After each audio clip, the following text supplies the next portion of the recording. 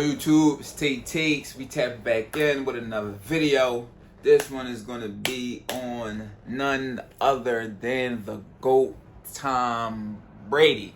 That's my fucking guy. Best player to ever step on the field. Best quarterback, hands down. Dude is a legend, man.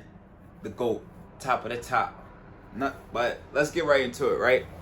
We're going to talk about how this dude is a mastermind behind the scenes. Not only is he great on the field, but off the field as a businessman.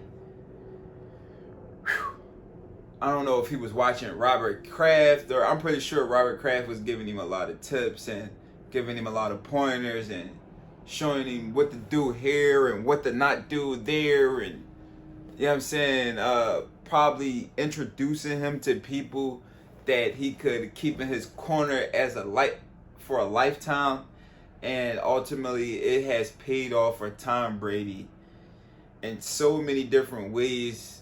Not trying to give all the credit to Robert Kraft. Gotta give most of the credit to Brady, obviously, for even soaking it up and just walking through those doors that was open. You know what I mean? Everybody doesn't sees the opportunities that's put in front of him, and Brady is he's just hella good at doing that, man. When you put a good opportunity in front of him, most of the times he walk away with the guy who got the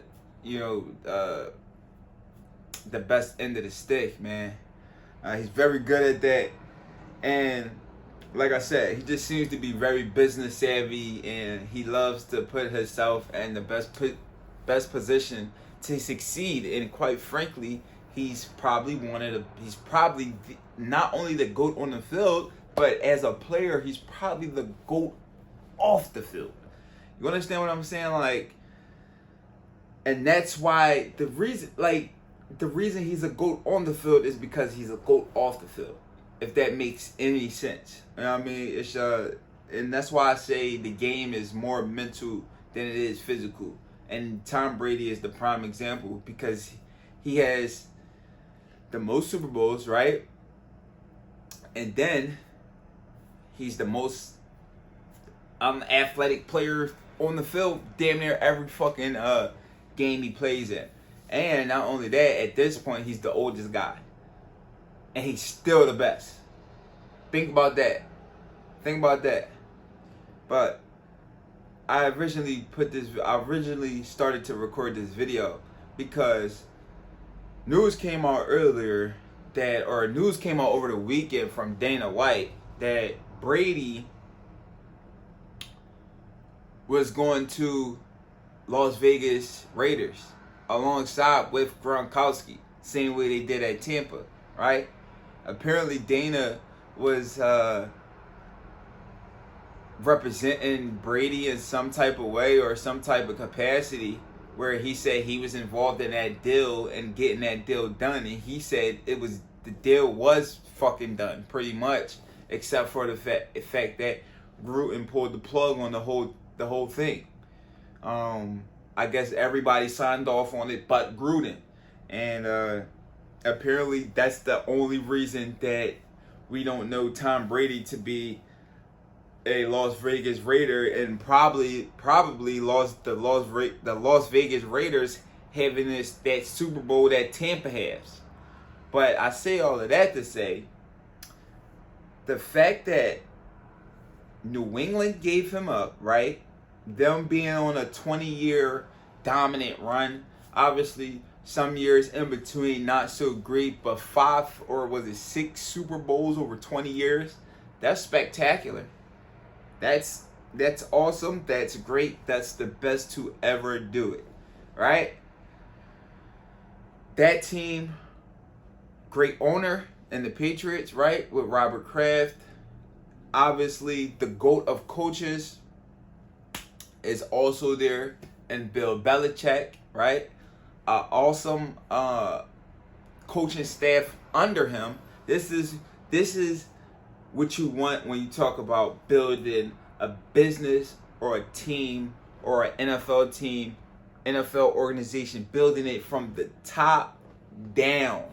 You start off with Robert Kraft and Bill Belichick, and then Josh McDaniels and Matt Patricia on the defensive end, and all of those guys they have over there, and establishing that culture. And then when you drop down to the players, your top players is Tom Brady and Gronkowski and Julius Edelman. I'm talking about that at the time they was there. Like the leadership and just the pedigree that they bring to the fucking team is just unbelievable. You understand what I'm saying? Like, and then you couple them up and add them all together and put some athletic guys in there, some talented guys on the defensive end, Stephon Gilmore. Like, that team right there made the biggest mistake of their entire career by letting Brady go, right? And then you turn around and he was trying to make deals with Miami because obviously he was already aware that he wasn't able to come to a deal with New England. And then he starts to make deals with, or try to make a deal with Miami. Apparently, that one was pretty much signed, sealed, and delivered as well. And not for whatever reason, we know what reason it didn't work out. It didn't work out because eventually they had a lawsuit over there, right? In Miami, and obviously he didn't want to involve himself and involve his brand into that type of situation. So therefore he moved on again, right? Ultimately, he ends up playing for the Tampa Bay Buccaneers, and then he wins a Super Bowl title with them, bringing Gronk along with him, bringing a AB with him, a guy who was looked at as, and still is today, a guy who is just a locker room disruptor in a bad way.